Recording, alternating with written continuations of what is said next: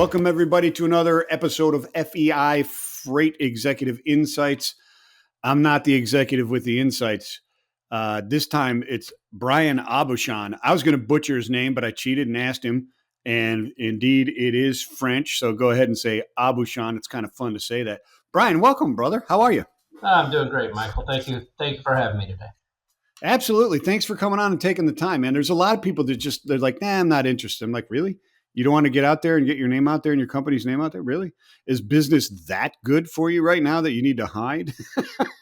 Yeah, I doubt that's the case in many instances, but nevertheless, hey, take every opportunity to get our word out. Absolutely. And, networking and getting to know everybody and is absolutely not. You're going to do business with people you know and you trust before those you're not, when all else is given, is equal, right? Correct. So tell me, Brian, what are you doing there? I see Tab LLC back there. I know it's Artur. Is it Artur Express? It is Artur Express. Express is the parent company, and then underneath the umbrella there we have Artur Express, which is our asset division. We run about 850 trucks, about 4,400 trailers. Oh, so you guys are really small. Nobody's ever heard of Artur. Small fish. And then also TAB is our brokerage. So it's TAB, not Tab. Yeah, either one. Okay. Does it stand for something? It's the two owners of the company are Tom and Artur. So the TEA is Tom and Artur Brokerage, essentially. Gotcha. Okay. Very cool.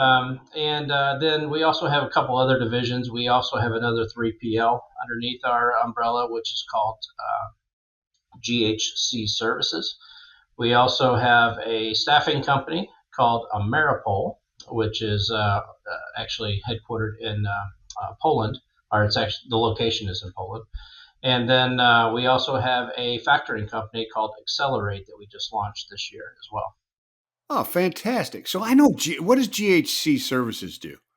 It's a 3PL that manages, some of our larger customers that, from a contract freight perspective. So it's really a 3PL model versus TAB is more of a, I would say, more of a transactional type of a brokerage. Oh, okay. I got you. Yeah, that makes sense. That makes a lot of sense. Okay, gotcha. So you got them separated and not in the same basket. That's yes. So who is Brian AuBuchon? AuBuchon? How did you get into this, my friend? Did you lose a bet or? It was really by dumb luck about 30 years ago. I was in retail management for the longest time, and started a family, and I realized retail management probably wasn't the most conducive thing for family life. So I chose to explore the market out there, and I came across this ad, quite honestly, in the St. Louis newspaper. It said for a logistics coordinator, and I thought, that sounds interesting. I have no idea what it is, but I'm going to apply. So I did, and was fortunate enough to get hired on. And I was a logistics coordinator that, we moved freight for a local St. Louis-based company. It was a warehousing, trucking, logistics company as well. As it is with this industry, you either seem to last a small amount of time or you're a lifer. And it just so happened that I'm a lifer, apparently. So, like I say, I've moved around a couple different locations, a couple different companies, but Artur Express, I've been here almost 10 years, actually 10 years in about 2 weeks. So that's my second largest time I've spent with any organization. I was with that original company that I mentioned. It was a company that was purchased by Jacobson, and then it gobbled up a couple more times after that. But I was with them for about 17 years, and always on the logistics side, but always with asset-based carriers. So my forte was always more on the non-asset side, but dabbled in the on the asset side. Whether it was for a specific logistics opportunity or otherwise. So were you not able to get back into retail, or did you actually find that this was better than retail management because Oh, well, there's a lot of brokers and logistics guys, even on the asset side, that would argue that maybe it wasn't such a great move. I you don't know. know, I don't know. In retrospect, maybe, but no.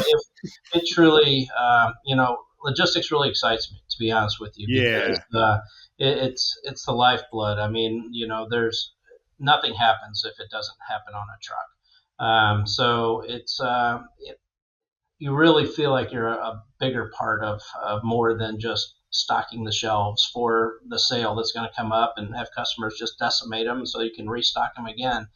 It's and to me it was more challenging, yet rewarding.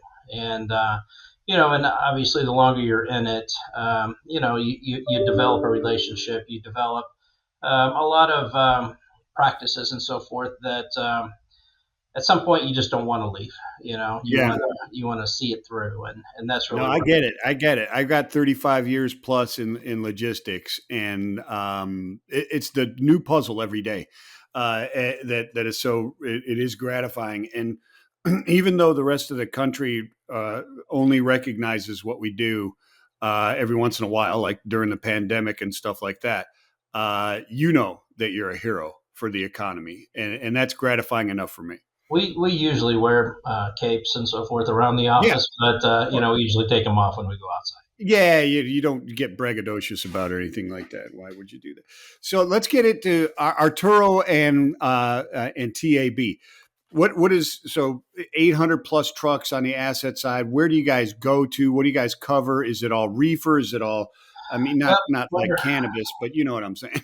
yeah, yeah. No, we're based here in the Midwest in the St. Louis, Missouri area. We run local, regional, and over the road. Um, we also run team service. The majority of our fleet are pulling dry vans. We have a Gotcha. reefer division that is made up of about 75 power units and 75 Okay. trailers. We prefer, obviously, with our truck to trailer ratio, we prefer drop and hook, which is much more efficient for our drivers. It's more effective and efficient for our shippers and our customers as well. Sure. We also have a lot of dedicated accounts that we're running regionally that are consume a lot of trailers, and Hmm. that's pretty much who we are. Like I say, we run coast to coast. Really, if you draw a line from North Jersey to Northern Cal, you're going to find 85% of our trucks are south of that line. Yeah. We don't do a Good lot of them plan. It's a west or up in solid. the. That is a solid plan. Yeah, yeah. We try to stay out of. We go where we have our customers, and we go where we're strong. We Yeah. don't want to try to be something that we're not. I mean, even with 850 trucks, you can't do that. I mean, if you can, it's easy to get yourself spread out too thin. I don't care how big you are, and Yeah. then not service your customers properly, and therefore you don't need 850 trucks anymore. Yeah, you say yes to everything, and you wind up with all kinds of imbalances and deadheads and pissed off drivers and stressed out recruiters and big fuel Yeah, bills and all kinds of garbage. all of those things, and the more we do this, the smarter we think we're getting, and we try to learn something every day, and in many cases we're a much better company, this week than we were last week, and Yeah, we take that approach every single day, and what may have worked in the past may not work now, or what doesn't isn't in our repertoire now, maybe in 3 weeks or in a month from now too. So we're yeah, always open and looking for opportunities, but we really want to give them a litmus test before we just dive in. We want to be gotcha. anything we do, we want to be successful at, and we don't take any opportunity lightly. But at the same time, we explore every opportunity. I gotcha. So the addition was TAB an addition to Artur Express or the Yeah, opposite? Artur Express Incorporated started actually September 11th of last year was our 25th anniversary. So we've been Oh, in the okay. industry for 25 years. We've had our brokerage license, our authority, a few years less than that, but as far as really operating the TAB MC number, it's really the last 17 years or so, we've been pretty active with it. So Yeah. it was always there, but it was, I guess when you open up a trucking company in the past or even present, you usually open up two different authorities, brokerage and a carrier Sure. authority. So so we did that, but it really became something that we were active with in the last 15 to 18 years. Cool. So, Brian, do you guys cross pollinate the customers through that? Is it like a value add on for your customers type of thing? Like, Yeah, here it that truly base, but is. you can cover everything, or how does that work? We try to sell service to customers. Yeah. Whether it's on an outside carrier or whether it's on an asset. Yeah. And in that respect, some customers are open to that. Depends on the industry. Right now, maybe not as much. Everybody with the capacity, the way that it is in the marketplace, they're like, no, only want your trucks, only want your trucks. And but yeah, there is a lot of crossover there. We do have many customers that say, you know what, we like your rates, we like your service, we like the communication, we like the infrastructure that you have set up around the customer service aspect of it. Let's give you the freight, and all I want to know is that you pick it up and deliver it on time and bill me the same every time and I accurately. got you. Yeah. So they don't. You got customers that enjoy the service and the capabilities to cover drop loads or whatever happens to be with that added service, as long as the rates are the same, because your service is great, right? And then you have Correct. others that say, "Nope, keep me only asset." So you do that and you keep them separated. Yep. Yeah, Yep. that's Yeah. We know. fantastic. Yeah, That's we know which ones fantastic. we can, and on the ones that we can, obviously, honestly, the ones that give us the opportunity to utilize our brokerage more than just the asset Sure. side. Honestly, they have better opportunities. I mean, because one load equals one truck. Something happens to that truck, you may have a service issue. But if we have the opportunity to pick it up on an outside carrier that's contracted and proven, and Or part of vice versa, right? exactly, now Yeah. it gives them much more flexibility and helps us as a provider to make sure that we give them the service that they deserve. Right. Does it so it also gives you expanded services, right? I mean, you said you're primarily dry van. You've got a 75 unit strong reefer division through your TAB. You bring in just about any mode now, right? I mean, it Sure. just bring in the brokerage expert on that particular mode, even heavy haul and out of gauge, right? Is a possibility if you want. Absolutely. I mean, we haul on our logistics side. We can manage your LTL freight. We can manage your flatbed freight. We can manage your oversized to your point, Yeah. whatever it takes. Drayage. We offer it expands our service level that we can give to all of our customers. Yeah, fantastic. So let's talk about the market right now, right? I mean, it's everybody's hoping for this trough to end and start an uptick. How are you guys surviving on both sides, really, asset and non-asset, coming out of the anomalous highs that we saw in the early 2020s? Surviving is probably a good word for it, Yeah, because unfortunately there's a lot that aren't surviving. We anticipated them there being, anybody that's been in this industry for a long period of time knows that there's ebbs and flows, there's peaks and valleys within this industry. I agree with you, Brian. But I'm going to tell you, in my 36 years, it seems like I had to remind people that winter comes every year.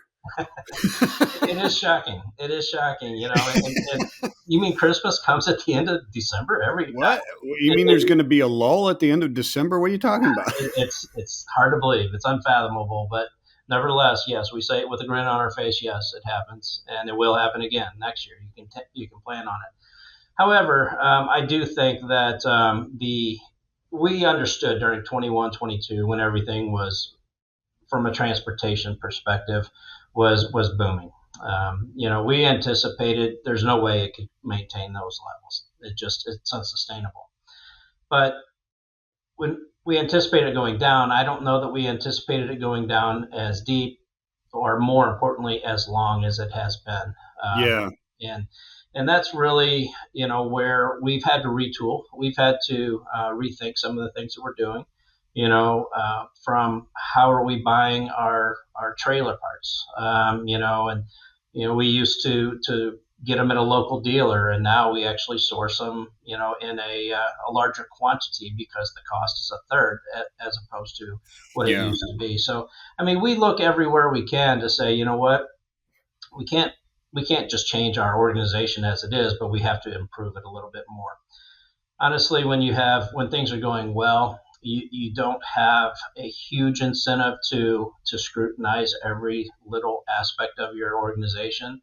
When Right. times are not going well, you find time Yeah. to scrutinize every single aspect of your organization. And it's amazing that, and I don't care how well run a company is, and I think that we are very, very well ran. But I think there's always opportunities that we can improve. Um, Yeah, you always have to have self awareness and self checks and plan, do, check, act. It's been proven to actually work. I've heard. 100%. If you don't look, you're not going to find it. But if you think it's not there, you're probably kidding yourself. That's what I used to LTL. We always said, if you don't think you have a theft problem, you got a big theft problem. Yeah, And if you think you've got a theft problem, you got a you bigger still one. got a theft problem. Right. You are Uh, correct. Yeah. it's just the way it is. Uh, that's interesting. So, as you know, what is your view, or what is the perspective there as far as, because you've got a unique perspective. You're in the asset side, rather sizable uh, asset side, and you're also in the non-asset side, and so you're touching some smaller type of carriers through that, and also a different service. Obviously, are they both equally hitting, or do you see customers leaning towards one side over another? Because when times were hurting right before COVID, right? If you remember, I mean, obviously you remember, but the small guys and things were getting dumped into grease because people were looking for service, because that which was moving had to get there because there wasn't any real business, right? So you had to protect that service, and they went towards an Artur Express instead of Arthur, or something like that, right? Right. Well, we've gone through a lot of changes Yeah. within the organization, and we typically, when you have an asset division and a non-asset division, when one is up, the others, they sort of counterbalance each other. Right. Right. Um, Unfortunately, that what we're experiencing right now is almost it's a phenomenon that we don't like necessarily, and that we're both not doing great. Yeah. I mean, we're still doing fine, but not as good as we were. We're still the wheels are turning. We've got all of our trucks moving. We've got things happening, but the facts are on the asset side. Our costs are way up, but the rates are way down. That's a very bad combination. It's not a good one. It's not a good combination. Do you attribute some of it to um, the really the acceptance of the brokerage experience by the shippers, because really the service and the experience has improved so much over like the last 5 to 10 years? It used to be the brokerages, especially the smaller one, they get tossed in the grease quick. And even the smaller trucking, it was the behemoth, it was the big trucking guys, the Artur Express, the 800, the 1,000, the 12. Those guys didn't know what was coming in the economy as fast as the five truck guys did. That Well, is there a difference now in that mix and that change? you know, I I'm sure there is, but I think everybody's just almost at the end of their rope here. So I mean, Yeah. everything seems to be a little bit more um, catastrophic. Um, not to overstate it, but at the same If time, catastrophic's not an overstatement, then we're really in trouble. well, it's not good. Let's but the fact that this has been happening now for 15 months or so, where we've Yeah, really seen the that's the downturn. problem. So it's everybody's. The smaller guys probably realized it first. Sure. The guys that came on in 21 and 22 when everything was boom. Um, you know, those guys probably experienced it instantly. Where the guys that had been around a lot longer, like ourselves, we knew that there was going to be a rainy day, so we were smart, and Yeah. we didn't go on a spending spree, and we put things in place and put put things away that we're going to enable us to enforce. How did you guys handle the customer experience during that time of boom? Because a lot of people, they just, they expanded and they went for it, and service wasn't all that great for their, core Yeah, customers, yeah, it's funny. I was just talking to my director of logistics earlier today, and during that 21-22, it was prior to that, if you had a load that was late and you caused an out of stock, oh my gosh, the sky was falling. You were lambasted. You were called out publicly. 21-22, they're like, you have a truck, yeah. When can you get it there? uh, just like just get it whenever you can, and service really almost took a back seat to Ah, getting it covered. yeah, Now, on the other, I think that's gone a little bit full circle now, where the shippers right now are demanding low prices and good service. So, I mean, it's sometimes those things don't necessarily go hand in hand, but whenever you have a capacity glut like we are experiencing right now, um, you can, and the reality is, if you don't like the provider that's giving you the low rate or the good service, you've got 5 or 10 or 20 other people that are standing in line saying, hey, give me a chance. So that's absolutely true, and so at a cheaper rate. yeah, they could probably do it cheaper. Whether they can do it better, a lot of the business that we do has some idiosyncrasies to it, and it's not something that is just pick up freight point A and deliver freight point B. It's cross docking. It's waiting for things to come up over the border, whatever the case may be. It's a you know it's production stuff with production that changes hourly. So you Yeah, have to be able to turn on a dime and to manage and exceed the expectations of these customers. And sometimes if a customer just goes and looks for price, they're not going to buy that experience that somebody like us that's been doing it for a while, or any other that's had a customer for a long time. yeah, Um, Sometimes we know their business better than they do.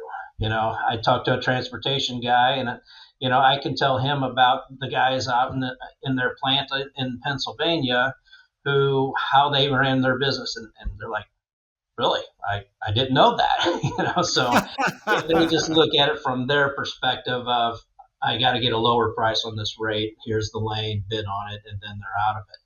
So, but those are the kind of relationships that, as a customer, you really want to. My my sale to all of our customers is, don't take that lightly, because you know what, you may get a better price, but you're not going to get somebody that knows your business or can manage your business like those that have been doing it for a long time.